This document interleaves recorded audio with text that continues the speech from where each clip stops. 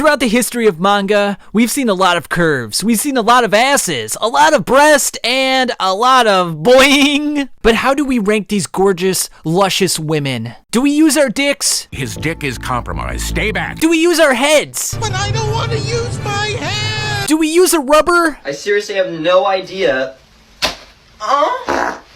I'm still not sure myself, guys, but let's get started with this waifu list and find out together.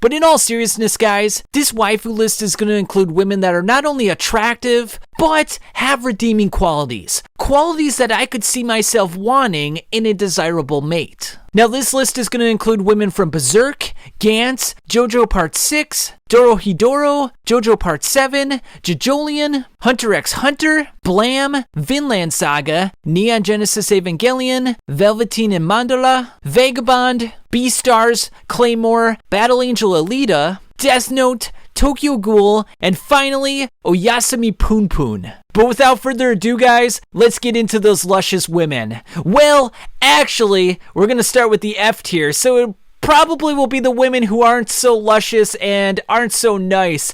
These are women who are generally, shall I say, maybe a little bit messed up in the head.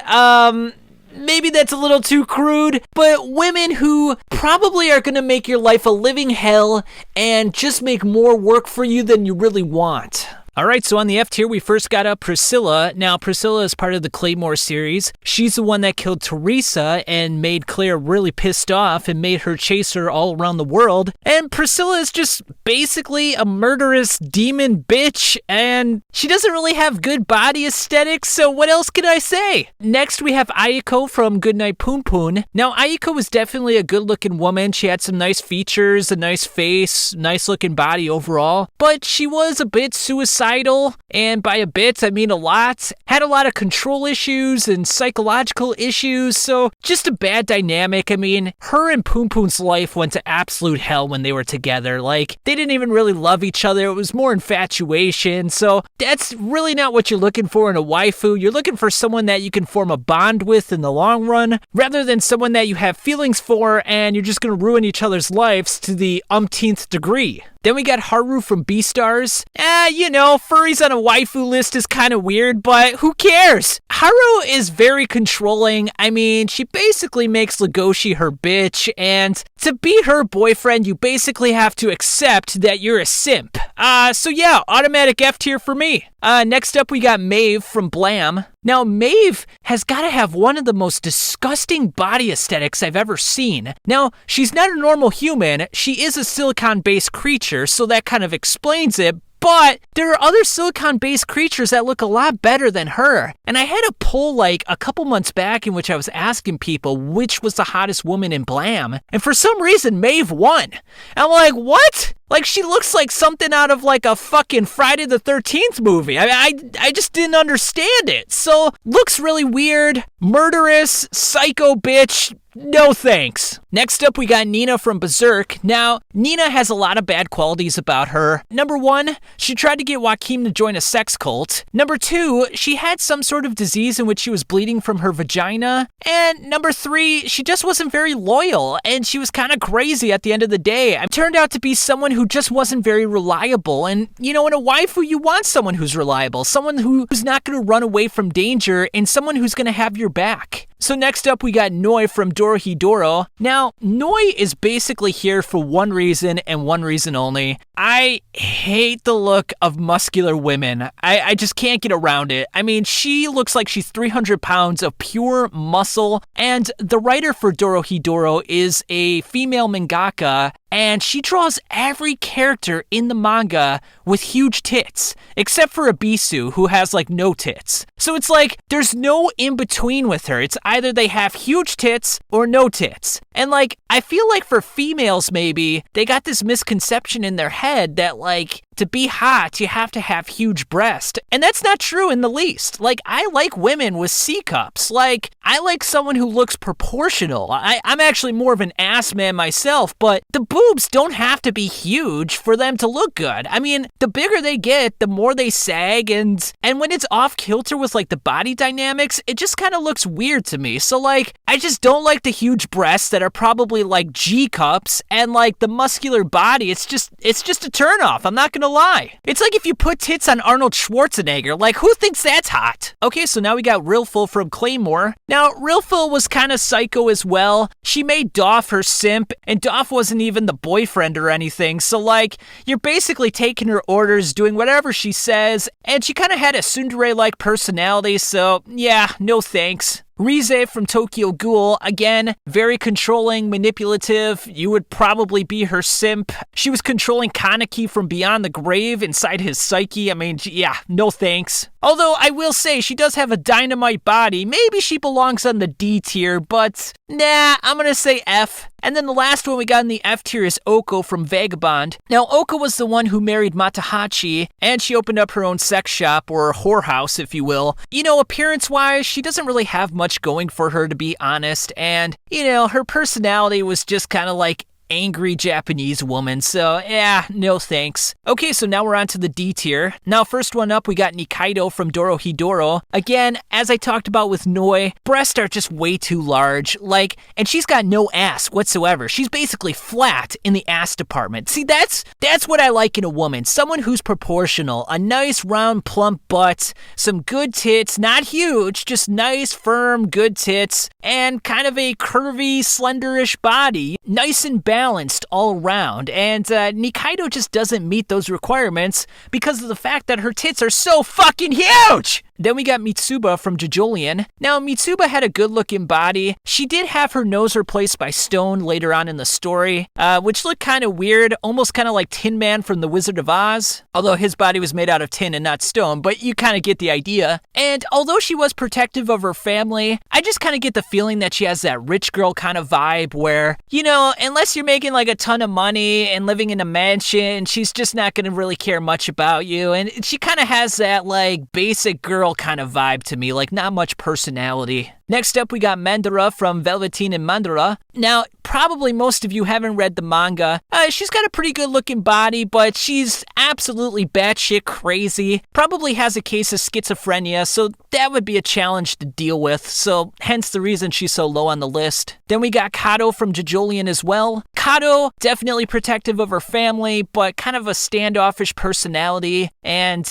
definitely is willing to do illegal stuff, even if it means she's going to be spending 15 years away from her family. So yeah, again, I don't know, just not too high up there for me. And then we got Akemi from Vagabond. Now, she's a little higher than Oko. She's definitely got a better looking body, and she's younger, but again, she kind of seems manipulative, and she definitely sleeps around a lot, so you can never really trust her. Okay, so moving on to the C tier. First up, we got Toka from Tokyo Ghoul. Nothing really wrong with Toka, to be honest with you. She's got a good enough looking body, good personality, you know, just nothing to complain about. Nothing that sets her apart, though, so hence the reason she's kind of middle of the road for me. Teresa from Claymore. A lot of the Claymore women don't really have good looking body aesthetics. All their bodies look basically the same to me. I know there's differences. I'm not going to be totally oblivious to that fact, but they're just all blonde-haired women with the same kind of looking body. The fact that they have a Yoma living inside of them is kind of weird too, so yeah, just not too high up there. She definitely formed a close bond with Claire, but yeah, I just don't see anything that propels her any higher, and that's going to be the same for Claire, who you can see is a little further left of Teresa. Then we got Lucy Steele. Nice enough girl, definitely has some good features, but just nothing spectacular. Charlotte. Now, the best thing going for Charlotte is that she's a queen. So, I mean, if you marry her, you're marrying into royalty, which basically means you get to live on Easy Street. But her personality is just so bland for me. It's just like, what are we going to talk about? Like making muffins and taking a stroll down the street talking about bland topics? Like, I just don't feel like there's much to her besides the fact that she's royalty. And she's definitely got a good-looking body. I'll give her that. But, you know, personality is definitely high up there for me. So it's just not enough for me. Misa from Death Note. Now, I think she could probably be on the B tier, but the fact that her love is primarily based on infatuation and looks, like, the only reason she wanted to be with Kira or Light Yagami is that he was a very good-looking person. And yes, Kira did get retribution for her parents. I mean, there's also that as well. But, like, I don't really think she took the time to get to know Light Yagami the person. Not that Light was really forthcoming with that knowledge, but it's just all infatuation, and besides the body, what else do you have? I mean, it's a nice body, don't get me wrong, but yeah, just not enough there. Then we got Jolene and Hot Pants, Stone Ocean and Steel Ball Run, respectively. Both are decent enough looking girls there. Both have good personalities. Again, nothing that sets them apart, though. Then I put Sibu from Blam and Gally from Battle Angel Alita next to each other. Both are humanoid cyborgs who have had their bodies manipulated with. And, yeah, both are badasses and both are relatively attractive. So, yeah, nothing to complain about, but again, nothing to really set them apart as well. Okay, so now we're on the B tier. Now, these are women who are going to have qualities that set them apart from the bottom tiers and are really noteworthy.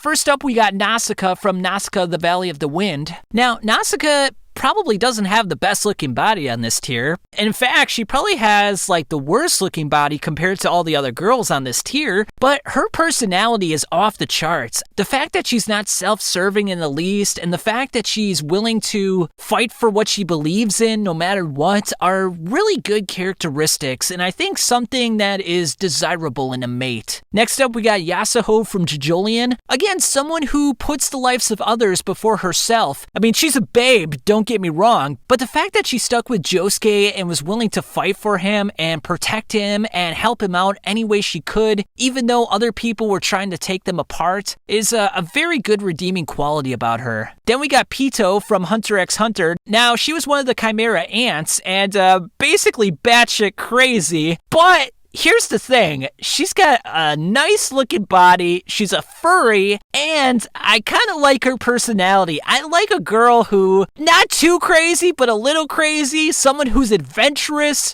nimble, someone who can change direction on a dime, and someone who's just very physically active. I mean, all good qualities. Then we got Oko from Vagabond. Now, she, like Nausicaa, has one of the least attractive bodies on this tier, that's for sure. But the fact that she's so committed to Musashi, and, you know, if you ever got in a relationship with her, she would never speak ill of you. She would never do anything against you. She would never seek revenge or anything like that. As long as you were an upstanding individual and you complied with the relationship dynamics, she would be nothing but a great wife. I mean, you would be very happy with her, and you would never really have to worry about too much. I mean, it's not like some of the bitches, it's not like some of the other women on this tier where, like, you never know what the hell they're gonna be doing, like Ayako from Poon Poon. Like, you never know if you're gonna find her in the bathroom with her wrist slit. I mean, you just don't know. Then we got Misato from Neon Genesis Evangelion. Now, one of the better looking bodies on this tier. Now, you're probably saying to yourself, well, Misato definitely had daddy issues and psychologically was kind of broken throughout the series. Now, who wasn't broken in Neon Genesis Evangelion? They were all broken. They were all freaking psychologically broken and all had their own hardships that they were dealing with. But goddamn, look at that body! Before I go any further, you're probably going to say to yourself, well, hey, you put Misato on this list. Where's Asuka and Rei? Well, first of all, those two are 14 years old.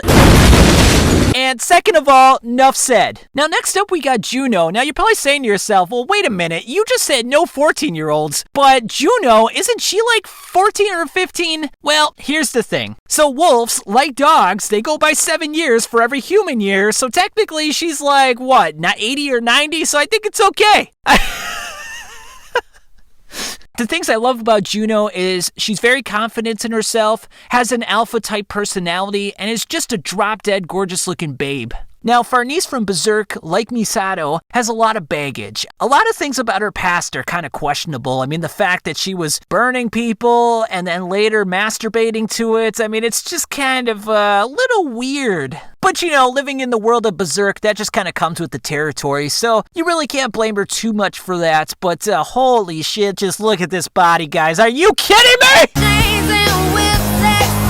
And then rounding things out on the B tier, we got Betchin from Betchin to Mandala. Like I said in the beginning with Mandala, I'm sure a lot of you guys haven't read this manga, but like Mandala, she is fucked up in the head. But the things I like about her, very adventurous, very funny, and just very in your face and out there. And there's this one moment, oh man, where there's a bunch of zombies attacking, and to lure the zombies towards her, she pulls down her underwear, spreads her vag, and says, "Come on, zombies, come this way, come and get this stinking vag." I just thought that was funny. And a girl that can make you laugh is a girl worth having. You heard it here first. And if you didn't hear it here first, just act like you did. All right, so now we're on to the A tier, and we're starting to get to the top tier women here. So first up on the docket, we got Slan from Berserk. Now, Slan is a member of the God Hand, and goddamn is she a sexy one. A lot sexier than Void. In all seriousness, though, she only wears a corset, and she has her boobs, vag, and ass just hanging out. And who doesn't want to bang a God Hand member? Who doesn't want to bang a demon lord at least once in their life? I mean, your life might be kind of weird, hanging out with apostles all the time in the astral realm, but if she accepts you, think about this. She's got demon powers. I mean, you could be like a ruler. You could be like demon ruler alongside with her. She's probably into some kinky stuff, so, you know, it could be a good time. You know, it's probably not going to be a traditional marriage. You know, you're not going to go to a courthouse, but, you know, but I'm sure you'll probably have some kicks and fun along the way. Okay, so next up we got Sei from Gantz. Now, she kind of has that Lara Croft look from Tomb Raider.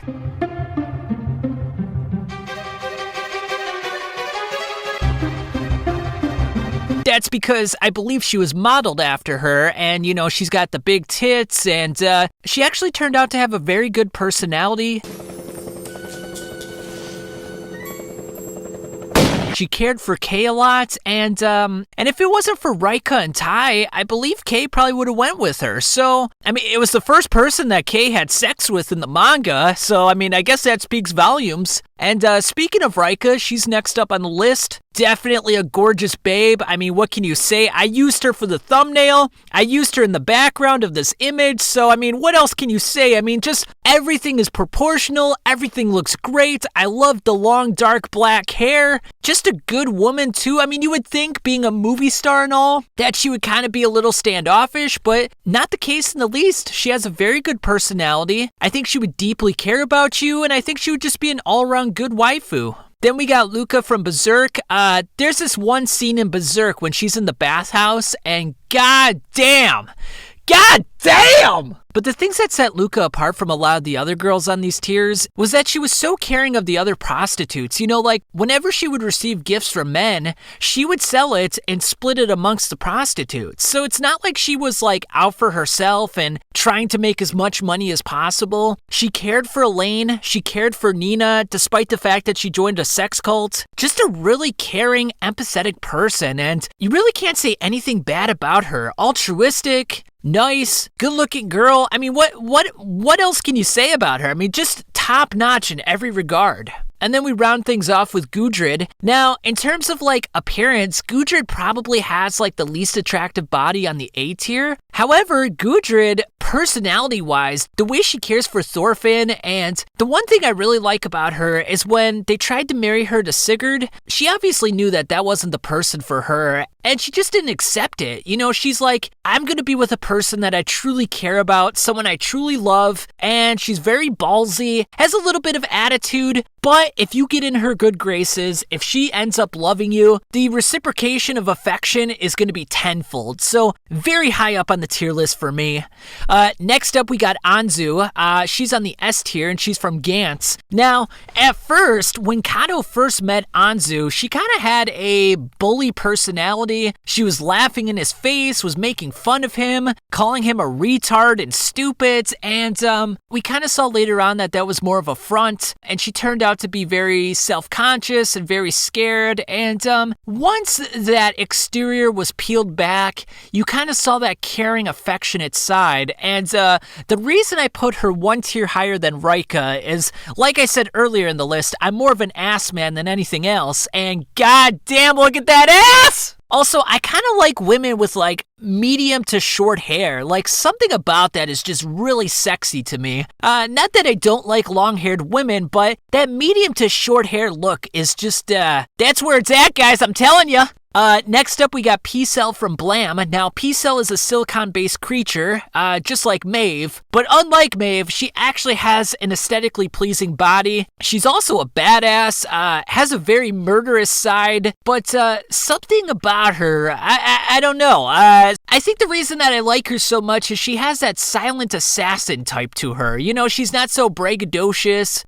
She's just gonna kick your ass and go about her business. And definitely out of the silicon-based creatures, I think she has the most aesthetically pleasing body. And then last up on the S tier, we got Casca from Berserk. Now, again, Casca, short to medium hair, which I really like. I'm more of a fan of brunettes and dark-haired women. Not that I have anything against blonde-haired women. It's just I have a preference to the darker-haired women. And Casca checks all the boxes. She's got the nice ass. Tits are really nice, not too big, not too small. Dark-haired. She's got personality. I love that she's assertive, has an alpha-type personality, thinks for herself, doesn't have any sort of passivity about her, and once you gain her loyalty, she will stay true to you till the very end, which I really like. And then on the S plus tier, I think this first one will surprise a lot of you. Now, Tai from Gantz obviously has like the smallest tits out of all the women, out of Anzu and Rika and Sei, but Tai's personality is just like infinity for me. I mean, if you don't think that's what a waifu is, you gotta reevaluate what a waifu is, man. I mean, like, so caring, so empathetic, endearing. She's got a very cute look about her, cute personality, just like everything about her is like perfection in terms of personality. And as long as they're not too bad looking, like, that's what you want in a waifu. You want personality. So here's the thing, like, I was struggling between Anzu and Tai on the S plus and the S tier, and I said to myself, like, so for example, I put Rika and Sai 2 tiers below this, and obviously they have better looking bodies than Tai. However, sometimes if their body is too good looking, you have to ask yourself, there's going to be a lot of other men out there that are going to be looking at her, and is there a possibility that she's going to be tempted? Is there a possibility that she's going to be like, I just kind of want to have one little fling behind his back and he'll never find out. Like, you always have to worry about that. With Tai, you don't have to worry about shit. Not saying that she doesn't have a body that's going to attract other men, but I'm just saying, like, I don't think she's ever going to feel the need to cheat on you. Whereas, I think the need for Rika and Sei is low as well, but there is a higher possibility. Even if that possibility is just 1%, Tai's like a 0. So, like, you always kind of have to think about that in the back of your mind. And then last up on the list, we got Morta, the mage from Berserk. Now, Morta is like perfection. She's got a lot of personality, a lot of confidence, and challenging. And sometimes you want a little bit of a challenging woman, someone who's not going to just take your shit, someone who's going to give you a little bit of pushback. And I think that's a great thing about a relationship is you don't want the pendulum to swing too far in one direction. You don't want to have too much control, and you don't want the other party to have too much control. You want there to be some sort of equilibrium, and you want to sharpen each other's edges a little bit, if you know what I mean. Like, swords are going to sharpen each other. Like, you don't want to be with someone who's just going to basically accept everything you say, and you got no sort of resistance whatsoever. I mean, when you strength train, you want resistance because resistance is going to build strength in the long run. If things are just too easy, if you're lifting 5-pound weights, you're never going to gain any muscle. But if you have someone who's going to challenge you on an intellectual level, on an emotional level, on a experiential level, then that's someone worth having in your life. And the fact that she wants to go out in the real world and try new experiences is just very lucrative and very enticing as a man. Well, for me at least. And goddamn, look at that body. I mean, You gotta wonder too, like with magic, like what kind of magic can she do? Can she like alter the size of her breast? Can she alter the size of her ass? Can she make your dick bigger? Can she make it smaller if she gets pissed at you? You don't know. But that's all part of the fun now, isn't it? So tell me what you guys think of this list. Subscribe if you haven't already, and I'll catch you guys on the flip side.